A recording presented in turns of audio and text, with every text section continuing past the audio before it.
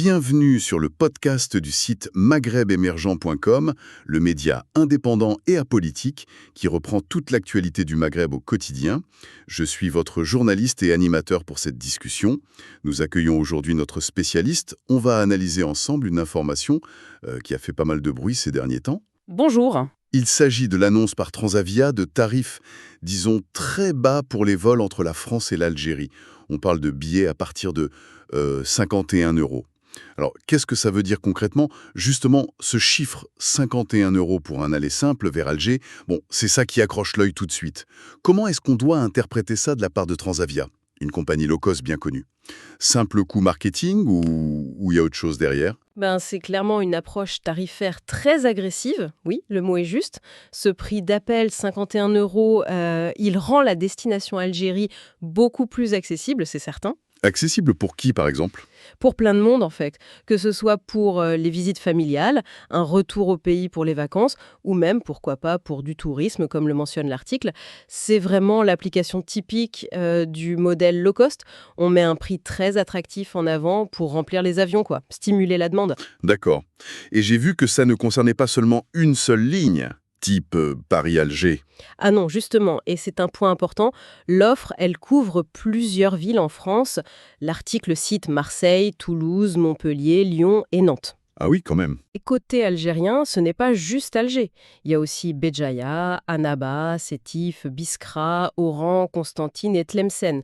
Donc ça fait un réseau assez large des deux côtés de la Méditerranée. Donc ce n'est pas juste un effet d'annonce concentré sur la capitale. Cette couverture plus large, ça change vraiment la donne pour les voyageurs qui habitent pas forcément à côté des grands aéroports.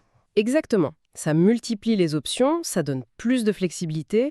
D'ailleurs, l'article le précise bien, les prix varient un peu. Si Alger commence à 51 €, Oran, c'est à partir de 54, Biskra des 75 €. Donc voilà, cette diversité de prix et de destination, ça permet de choisir en fonction de là où on va précisément en Algérie et aussi selon son budget. Alors, face à ces prix qui ont l'air très alléchants, l'article donne aussi quelques conseils. Quels sont les points importants, les astuces pour vraiment profiter de ces tarifs bas? Ce sont les conseils assez classiques pour le low cost, mais c'est toujours utile de les rappeler. D'abord, réserver à l'avance. Très important. Oui, Ces prix d'appel à 51 ou 54 €, ils sont souvent disponibles sur un nombre limité de sièges.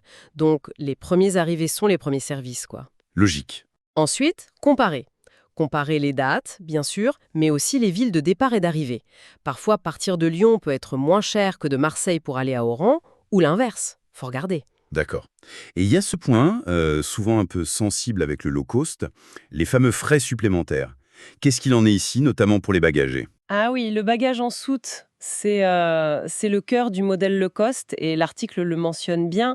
Le prix de base affiché, donc c'est 51 € par exemple, ça n'inclut pas de bagage en soute. D'accord, donc c'est en plus. C'est une option payante, oui. Alors, ça peut être un avantage pour ceux qui voyagent léger, pour un week-end, une visite rapide en famille. Ils ne payent que pour le siège finalement. Mhm. Par contre, pour ceux qui partent plus longtemps, les familles avec beaucoup d'affaires, il faut absolument penser à ajouter ce coût du bagage pour comparer le prix total avec d'autres compagnies traditionnelles, par exemple. Mais bon, cette séparation offre une certaine flexibilité. On paye pour ce qu'on utilise. Très clair. Donc, si on résume, Transavia lance une offensive sur les prix France-Algérie avec des vols des 51 € en couvrant pas mal de villes, mais il faut être rapide pour réserver et bien penser à ajouter le coût des options comme le bagage pour avoir le prix final réel. C'est tout à fait ça. L'objectif, il est assez évident, rendre le voyage vers l'Algérie plus abordable, attirer une clientèle large et notamment celle qui est très sensible au prix. Et après? La question intéressante maintenant, et ça l'article ne le dit pas, mais c'est la suite logique, c'est de voir comment cette politique de prix va impacter le marché sur le long terme.